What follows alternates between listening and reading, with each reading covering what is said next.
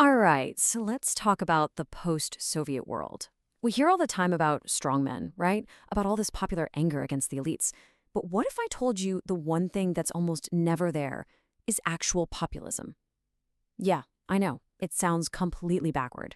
So let's get into it. Let's deconstruct this paradox. I mean, think about it. When you picture places like Russia, Belarus, or Central Asia, the label populist paradise kind of makes sense, doesn't it? You've got leaders who are constantly saying they speak for the people. You've got massive inequality, and nobody trusts their institutions. It really feels like all the ingredients for populism are right there, ready to go. But, and this is the big twist, the research we're looking at today says the answer is a hard no. It's just not happening. Despite everything we just said, real, ideologically driven populism is, and I love this phrase, a distinct rarity over there. So, what gives? What are we missing?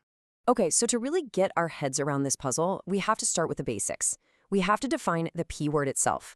Populism gets thrown around all the time, right? Usually as an insult. But for what we're talking about, we need to be way more specific. So there are really two ways to think about this. On one side, you've got what we can call vernacular populism. That's basically just using the word as a political weapon, right? Calling your opponent an irresponsible populist. But on the other side, and this is the one that matters for us, is ideological populism. Now, this is a whole different beast. It's not just talk, it's a genuine worldview that splits society into two groups, the good, pure people and the corrupt, evil elite. That's the definition we're sticking with. Okay, so now that we've got that definition locked in, the people versus the elite, let's go back to the post-Soviet region. Because on the surface, it really does look like the perfect petri dish for this kind of populism to just explode. I mean, just look at the evidence. You've got this legacy from communism of being anti-bureaucracy. You've got staggering inequality and corruption that would make anyone furious. Trust in the government? Forget about it. It's rock bottom.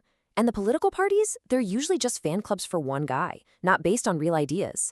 It is a textbook recipe for a populist explosion. But, and this is the crucial part, there are some massive roadblocks. The biggest one? A real lack of democracy and pluralism. Think about it. Civil society is either super weak or completely controlled by the government. A lot of the time, people would rather have stability than risk chaos for more democracy. And here's the kicker. The elites are actively trying to keep people out of politics. They want to demobilize everyone. The whole system is set up to benefit a handful of oligarchs, not to channel popular anger. All right, so if populism isn't the name of the game, then what is? What's the leadership model that actually runs the show in this region? This gets us to the very core of how these places work. The experts call it patronal presidentialism. Sounds complicated, but it's pretty simple. In this system, the president's number one job isn't to be the voice of the people. No way. Their job is to be the big boss, the top patron for all the other powerful elites. The goal is just to keep all these factions from tearing each other apart. It's all about stability for the rich and powerful, which means you have to crush any real political competition. It's a system built on loyalty and backroom deals, not on firing up the masses. And this quote from the political scientist Ivan Krastev just nails it. He says a leader like Putin isn't trying to mobilize the people, he's trying to marginalize and depoliticize them. Think about what that means. To these leaders, real people's power isn't something to celebrate, it's a threat, a dangerous fire that has to be put out immediately. Now look, nothing in politics is 100%, and there have definitely been a few moments where real, genuine populism did burst onto the scene. But the funny thing is, these exceptions, they actually end up proving the rule. So let's look at these rare flashes in the pan. You had that anti-communist wave in the early 90s with guys like Yeltsin. You had Lukashenko coming to power in Belarus in 94, promising to stamp out corruption. And of course, the colored revolutions in the mid-2000s. See the pattern here? Every single one of these populist moments happened when the system was in chaos, when the old guard was collapsing. But what happened next? As soon as a new group of elites got control, poof, the populism just vanished. Okay, so let's tie this all together. Let's solve the paradox we started with. Why is there so little real populism in a place that looks like it should be overflowing with it? And here's the big takeaway, the central idea. Populism is democracy's shadow. I love that analogy. Think about it.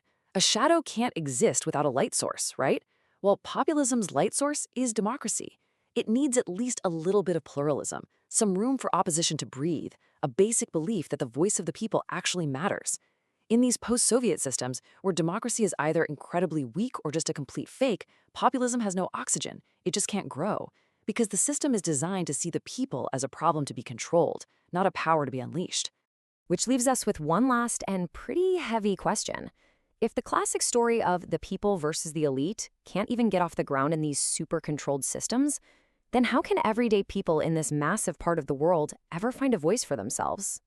That's definitely something to chew on.